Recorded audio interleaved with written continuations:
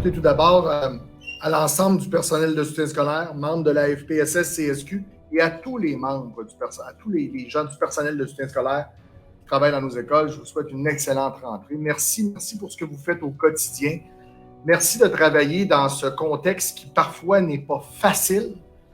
Beaucoup trop de précarité, M. Gingras le disait tout à l'heure. Vous savez, c'est le 2/3 de nos membres qui vivent cette précarité-là.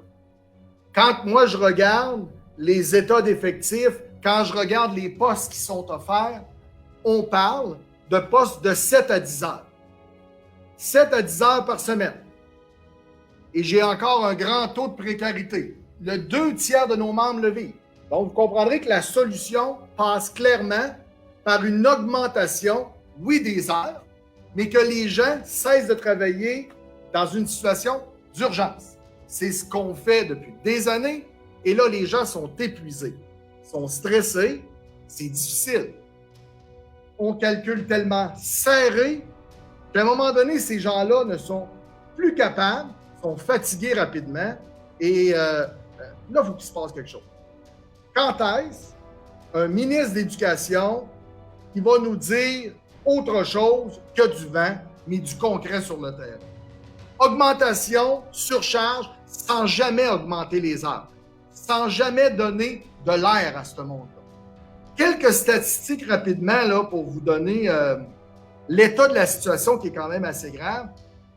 Au Lac-Saint-Jean, il y a 250 enfants sur une liste d'attente pour les services de garde qui attendent.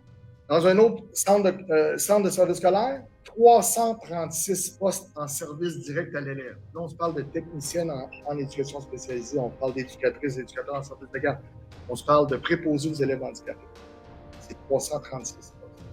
Et là, j'en ai dans la région de Montréal aussi, là, 250 postes à combler.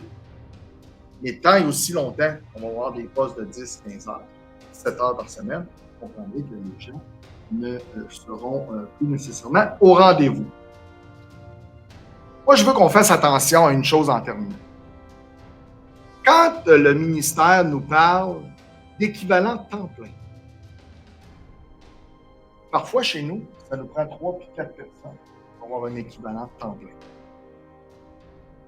La personne fait 3 postes de 10 heures dans 3 corps d'emploi différents. C'est pas tout le temps comme ça. Vous comprendrez que la précarité, on ne règle rien. Là. On a des gens qui ont des petits postes à combler. On a des ratios qui débordent. Et ça, c'est dans les autres corps d'emploi aussi. Là. C'est dans les 81 concours, des techniciens en informatique, des conseillers. On se parle de respect, reconnaissance et réalisation. C'est ce que le personnel de soutien scolaire s'attend. S'attend clairement. Il faut penser à ces gens-là. Ça prend. Merci.